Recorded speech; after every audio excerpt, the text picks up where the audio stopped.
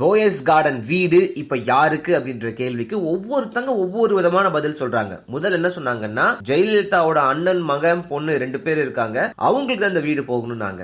இல்ல, இந்த ஒரு வீடை நினைவு சின்னமா மாத்தணும், முதல்வர் வாழ்ந்து மறைந்த இந்த வீடு அவங்களோட நினைவிடமா இருக்கணும் அப்படின்னு சொல்லி நிறைய பேர் இப்போதைக்கு இன்டர்நெட்ல ஒரு கையெழுத்து இயக்கமும் ஆரம்பிச்சிருக்காங்க.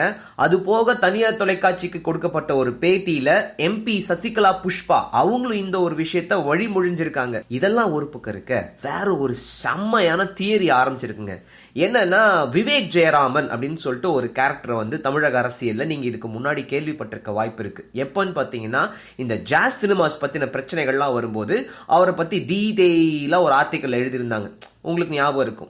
யாரு இந்த விவேக் ஜெயராமன் சொல்லி கேட்டீங்கன்னா, சசிகலாவோட அண்ணன் ஜெயராமன், அவங்களோட மனைவி இளவரசி, இவங்களோட பையன் தான் இந்த விவேக். சோ திரு ஜெயராமன் அவர்கள் ஹைதராபாத்ல நம்ம ஜெயலலிதாவோட திராட்சை தோட்டத்துல கவனிச்சுட்டு இருந்த போது கரண்ட் பாஞ்சு இறந்து போனார். சோ அதனால அவங்களோட மனைவி இளவரசி, அவங்க குழந்தைகள் 3 பேர்த்தையும் போயஸ் கார்டனுக்கு அம்மா அவர்கள் அழைச்சிட்டு வந்தாங்க. இந்த நேரத்துல அப்படியே கொஞ்சம் ஃபாஸ்ட் ஃபார்வர்ட் பண்ணி வந்தோம்னா, விவேக் ஜெயராமன் MBA எல்லாம் படிச்சு முடிச்சுட்டு பூனேல ஒரு கம்பெனில வேலை பண்ணிட்டு இருக்காரு. அப்புறம் அங்கிருந்து அப்படியே பெங்களூர்ல ITC கம்பெனிக்கு வேலைக்கு வராரு. இந்த ஒரு நேரத்துல சொத்து குவிப்பு வழக்குல ஜெயலலிதா அவர்கள் அப்புறம் சசிகலா அவர்கள்லாம் ஜெயிலுக்குள்ள போறாங்க. அப்போ ஜெயிலுக்குள்ள மருந்து மாத்திரை கொண்டு போய் கொடுக்கறதுக்கான ஒரு நம்ப தகுந்தவங்க யாருமே இல்ல அப்படின்ற நேரத்துல தான் திடுதிப்புன்னு சொல்லிட்டு விவேக்கோட ஞாபகம் நம்ம அம்மாவுக்கு வருது. சோ விவேக்க கூப்பிடுங்க, அவனை மருந்து மாத்திரைகள் கொண்டு கொடுக்க சொல்லுங்கன்னு சொல்றாங்க.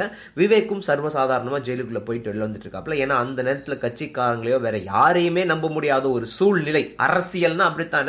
இதெல்லாம் முடிஞ்சிட்டு ஜெயலலிதா அவர்கள் வெளில வந்தோடனே விவேக் மறுபடியும் போயிட்டு ITC கம்பெனிலே வேலை செஞ்சார்.